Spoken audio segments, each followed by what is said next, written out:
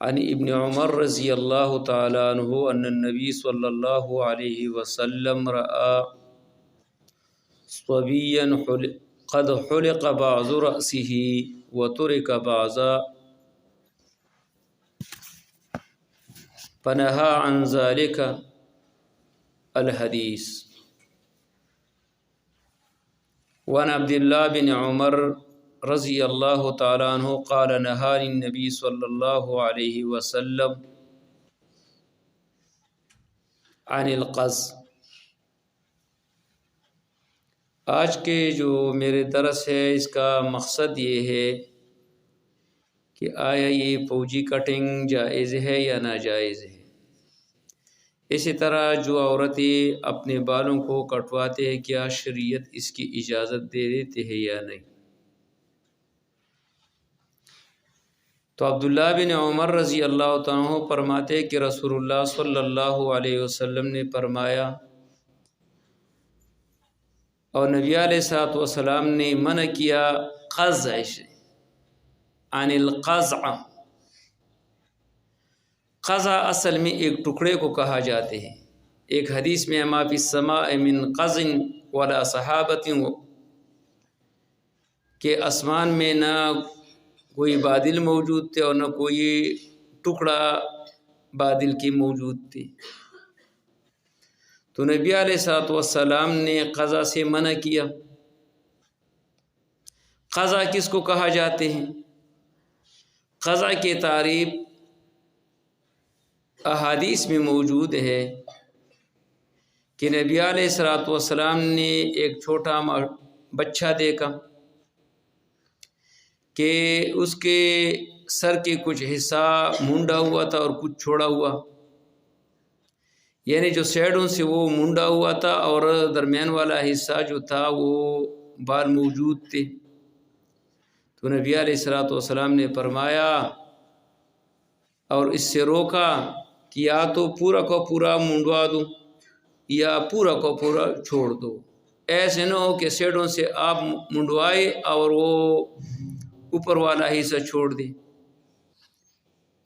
یعنی نبی علیہ السلام نے ایسے بالوں سے منع کیا ہے جو آج کل ہمارے فوجی کٹنگ ہے، جو سائڈوں سے لوگ وہ منڈوا دیتے ہیں اور اس پہ قسم قسم وہ سٹائل وغیرہ بنا لیتے ہیں. رسول اللہ صلی اللہ علیہ وسلم نے ایسے عادات سے اور ایسے طریقے سے منع کیا. دوسرا یہ ہے کہ یہ آج کل یہود اور نصارہ کی وہ شیوا ہے اور عادت ہے، اور ہمیں یہ حکم ہے کہ یہود اور نصارہ کی مخالفت کریں. تیسرا مسئلہ یہ ہے کہ یہ عادات الکفار تھے نبی علیہ السلام سے پہلے زمانے میں، یعنی دور جاہلیت. دور جاہلیت اس دور کو کہا جاتا ہے جو رسول اللہ صلی اللہ علیہ وسلم سے جو پہلے دور ہے. رسول اللہ کی صلی اللہ علیہ وسلم کے بعثت سے جو پہلے دور ہے اسے دور کو دور جاہلیت کہا جاتے ہے.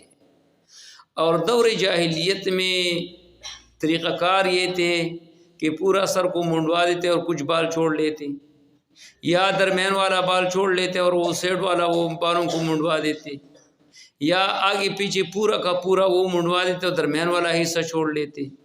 یہ سارے کے سارے یہ قزع میں داخل ہے اور اس سے رسول اللہ نے منع کیا اور یہ حرام ہے، کیونکہ یہ رسول اللہ صلی اللہ علیہ وسلم کے کلام میں نہانی اور نہیں جو قرآن اور حدیث میں ذکر کی جاتے ہیں تو اس سے مراد مکروہ تحریمی ہے، مکروہ تنزیہی نہیں ہے. ایک فقہا کی اصطلاح ہے اور ایک رسول اللہ صلی اللہ علیہ وسلم اور صحابہ کرام کا اصطلاح ہے. کراہیت اور نہیں جو قرآن اور حدیث میں یاد ہو جاتے اس سے مراد حرمت تحریمی ہے، کراہیت تحریمی ہے. لہذا یہ بچوں کے بال ایسے بنوانا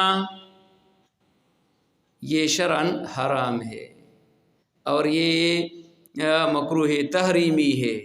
ایک تو عادات ہے کفار کی، دوسرا یہ ہے کہ آج کل یہود اور نصارہ کا وہ پیشن ہے اور ہمیں قرآن اور حدیث نے یہود اور نصارہ کے ساتھ مشابہت سے اللہ کے رسول نے ہمیں منع کیا۔ تو اس میں 2 احادیث ہے، دونوں عبداللہ بن عمر کے۔ ایک میں یہ ہے کہ رسول اللہ صلی اللہ علیہ وسلم نے ایک چھوٹا بچہ دیکھا، قد خلق بعض رأسہ وترک بعض، کہ اس کا بعض حصہ وہ منڈوا دیا گیا اور بعض حصہ وہ چھوڑ دیا گیا۔ فنہا عن ذالک، تو رسول اللہ صلی اللہ علیہ وسلم نے اس سے روک دیا۔ وقال اخلقوہ کلہ او اترکوہ کلہ، یا مکمل وہ منڈوا دے یا مکمل چھوڑ دے۔ اور اسی طرح عبداللہ بن عمر کی دوسرا حدیث پہ ہے، یہ دوسرا حدیث ہے، یہ امام مسلم اور امام بخاری دونوں نے نقل کیا ہے۔ اور یہ جو پہلا حدیث ہے وہ امام ابو داود رحمہ اللہ نے اور مسند احمد نے نقل کیا ہے، لیکن یہ بھی علامہ البانی رحمہ اللہ لکھتے ہیں کہ یہ بھی مسلم اور بخاری کی شروط کے برابر ہے، لہٰذا ان عاداتوں سے بچنے چاہیے جو کفار